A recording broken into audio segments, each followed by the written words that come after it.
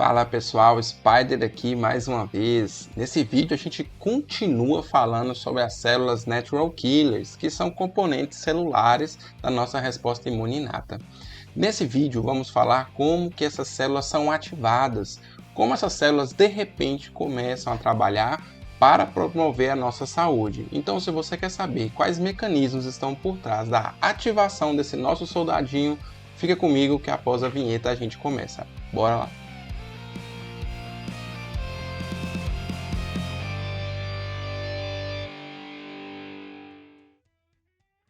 Então, pessoal, a gente continua a nossa série aqui, vamos falando então os mecanismos de ativação dos linfócitos NK.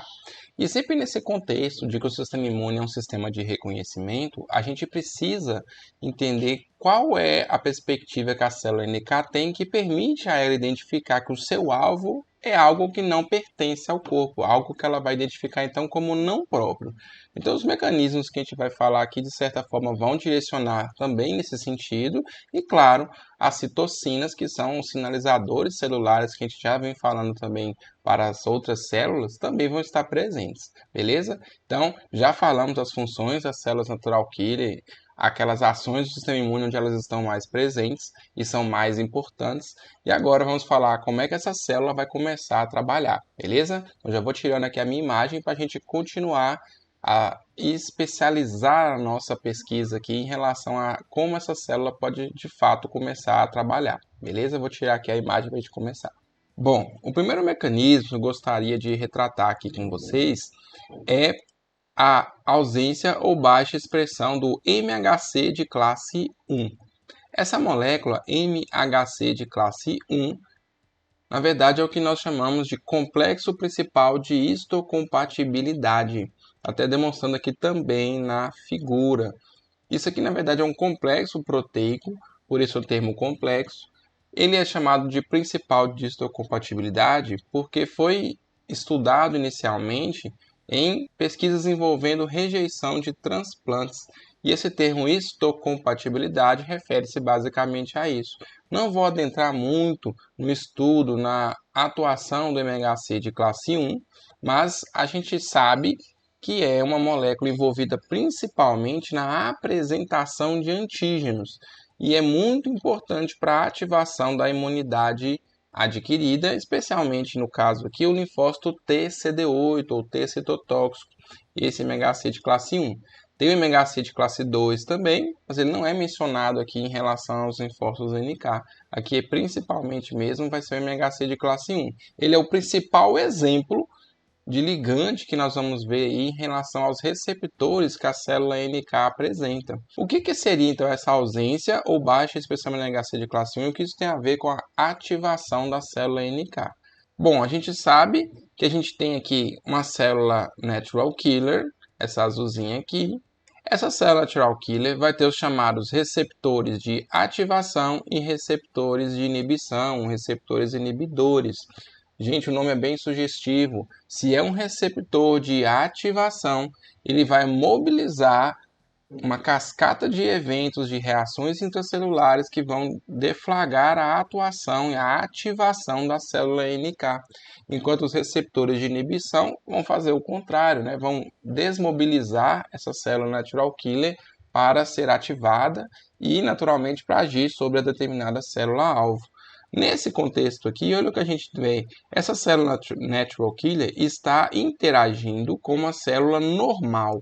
E essa célula normal apresenta, então, moléculas que vão interagir com o receptor de ativação e também moléculas que vão interagir com o receptor de inibição. Qual é o efeito dessas ligações? A célula NK ela não é ativada e aí não haverá também a morte da célula-alvo. Então, olha só, a gente pode observar aqui a célula normal apresentando receptores tanto para ativar quanto para inibir. E especialmente aqui destaca-se que o receptor de inibição vai interagir, nesse caso aqui, com o MHC de classe 1, que eu mencionei anteriormente. Então, o MHC de classe 1 é um dos principais mecanismos de inibição da célula NK. E aí eu preciso mencionar um fator do MHC de classe 1 que é muito importante. O MHC de classe 1 ele está presente em todas as células nucleadas do nosso corpo. Isso é importante dizer que é como se ele fosse algo que determina exatamente uma célula do seu organismo. Isso já ajuda a célula NK a identificar o que é do seu corpo e o que não é. Então, basicamente, as hemácias, que são células anucleadas, não apresentam MHC de classe 1. Por isso, a gente sempre refere-se às células nucleadas como aquelas que apresentam MHC de classe 1 e que, de fato, conseguem inibir a ativação da célula NK nesse contexto. Então, essas células sadias do nosso corpo, nucleadas, vão apresentar esse MHC de classe 1. E isso vai ser importante para inibir a célula NK.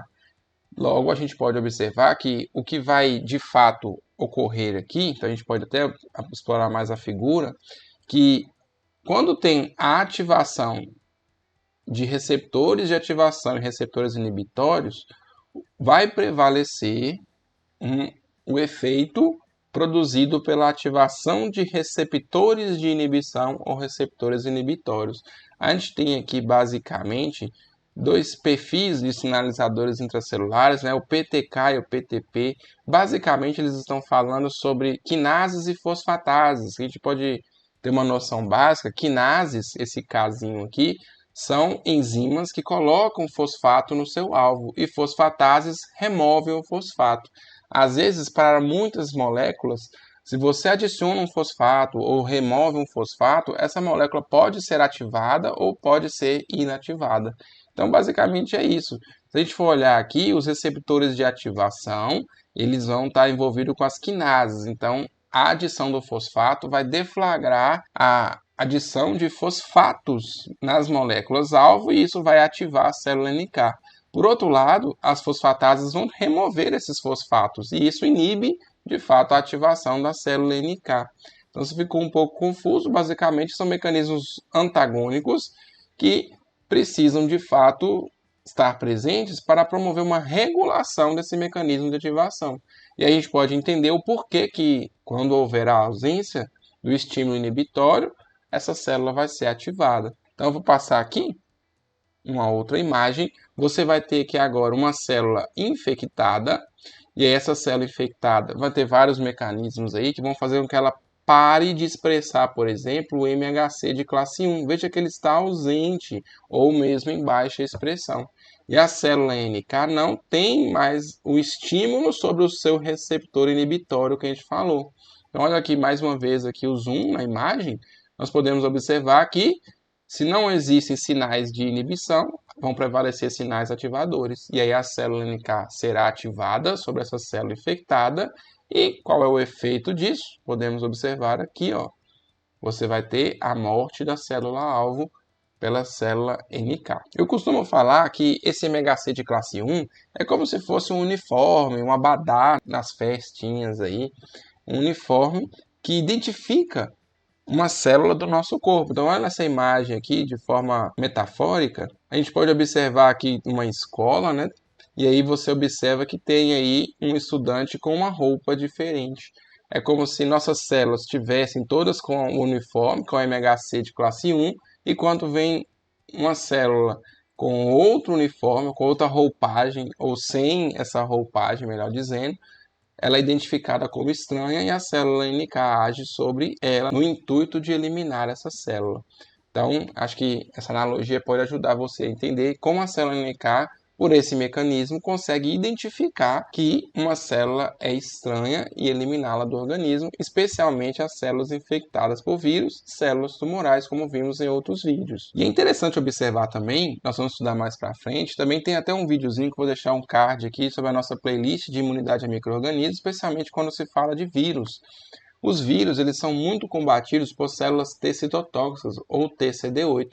E essa célula ela é ativada com a presença do MHC de classe 1. Então, se porventura o vírus infecta uma célula e mantém a expressão do MHC de classe 1, essa célula apresentará os antígenos virais e permitirá que a célula citotóxica, célula T, CD8 ou T citotóxica, consiga eliminar essa célula infectada por vírus. Agora, se ela para de expressar MHC de classe 1 e dessa forma escapa da atividade da célula T citotóxica, ela acaba caindo na mira da célula NK e aí essa célula acaba sendo destruída. Então, para os vírus prevalecerem em nosso organismo, eles vão ter que adotar de estratégias para enganar a imunidade mediada tanto pela célula NK de forma inata, como adquirida também pela célula T CD8.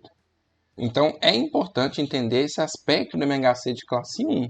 Entender que essa célula está presente em praticamente todas as nossas células normais, sadias, mas uma vez que essas células são infectadas por vírus, estão passando por alguma infecção intracelular, algum tipo de estresse celular, ou mesmo mutações, como ocorrem em células tumorais, que levam à perda da expressão do MHC de classe 1 em sua superfície, isso faz com que a célula NK interprete que é uma célula estranha e comece então a atacar essas células visando a sua eliminação.